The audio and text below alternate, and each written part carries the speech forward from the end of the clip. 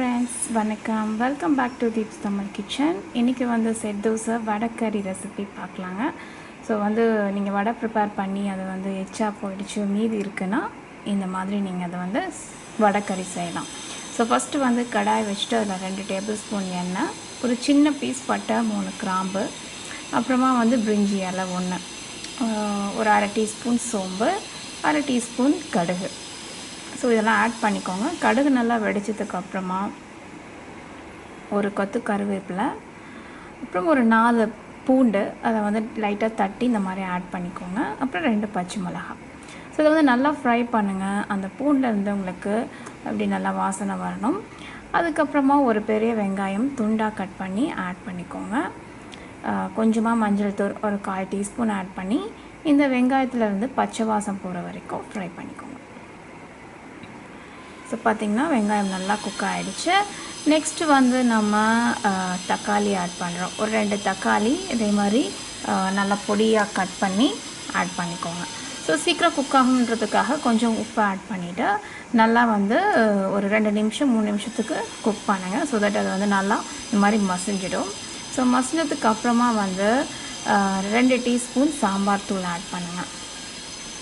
Add பண்ணி நல்லா mix பண்ணிவிட்டு ஒரு கப் தண்ணி ஆட் பண்ணுங்கள். ஒரு கப்னா ஒரு 250 ml தண்ணி ஆட் பண்ணுங்கள். தண்ணி ஆட் பண்ணி நல்லா மிக்ஸ் பண்ணி விட்டுருங்க. மிக்ஸ் பண்ணிவிட்டு இதை வந்து கொதிக்கிற வரைக்கும் வெயிட் பண்ணுங்கள். ஓகேவா? ஸோ நான் வந்து இப்போ உப்பு ஆக்சுவல் டேஸ்ட் பண்ணிகிட்ருக்கேன். ஓகே, ஸோ வந்து நல்லா கொதிக்க ஆரம்பிச்ச உடனே இங்கே பார்த்தீங்கன்னா நான் மத்தியானம் ப்ரிப்பேர் பண்ண வடை இருக்குது. அதை வந்து 2-3 பிச்சு ஆட் பண்ணுறேன். டின்னருக்கு ப்ரிப்பேர் பண்ணிகிட்ருக்கேன். ஸோ வந்து அந்த வடை இதில் ஆட் பண்ணிவிட்டேன். ஆட் பண்ணிவிட்டு ஒரு 8 நிமிஷத்துலேருந்து 10 நிமிஷம் வரைக்கும் அப்படியே சிம்மில் வச்சு கொதிக்க விட்டிங்கன்னா அப்படியே கெட்டியாகிடும்.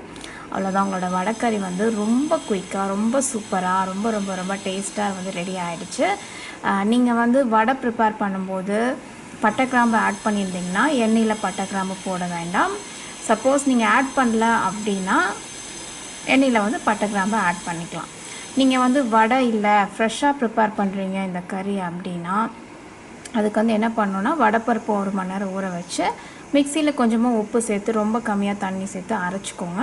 அரைச்சதை வந்து அப்படியே வடை மாதிரி தட்டி இட்லி பாத்திரத்தில் வச்சு ஒரு ஆவியில் 7 நிமிஷம் குக் பண்ணிவிட்டு அதை வந்து நீங்கள் இதே மாதிரி செய்யலாம். ஸோ வந்து அதில் எண்ணெயும் ஜாஸ்தி இருக்காது, ஹெல்த்தியான வே கூட. ஸோ வந்து அந்த மாதிரி நீங்கள் வந்து வடைக்கறி செய்யலாம். ஸோ பார்த்திங்கன்னா ஒரு 7-8 நிமிஷம் கொதிச்சிருச்சு, வடைக்கறி ரெடி ஆகிடுச்சு.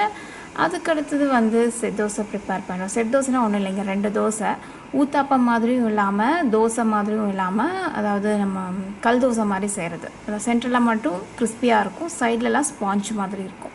ஸோ அந்த மாதிரி ப்ரிப்பேர் பண்ணுறது கல் தோசை. ஸோ இதுக்கு வந்து கல் தோசை ரொம்ப ரொம்ப சூப்பராக இருக்கும். இட்லி கூட சாப்பிட்லாம், தோசை கூடயும் சாப்பிட்லாம். ஸோ வந்து செட் தோசை ரெடி ஆகிடுச்சு, வடைக்கறி சூப்பராக ரெடி ஆகிடுச்சுங்க. ஸோ இது வந்து டின்னருக்கு ரொம்ப சூப்பரான ரெசிபி. லெஃப்ட் ஓவர் வடை வச்சு நீங்கள் செய்யலாம், இல்லை ஃப்ரெஷ்ஷாகவும் ப்ரிப்பேர் பண்ணலாம். ஸோ கண்டிப்பாக ட்ரை பண்ணி பாருங்கள். சூப்பரான ஒரு டிஷ். வீடியோ பிடிச்சிருந்தா லைக் பண்ணுங்கள், ஷேர் பண்ணுங்கள், சேனலுக்கு புதுசுனா சப்ஸ்கிரைப் பண்ணுங்கள். இன்னொரு இன்ட்ரெஸ்டிங்கான வீடியோவோட சந்திக்கிறேன். பாய்.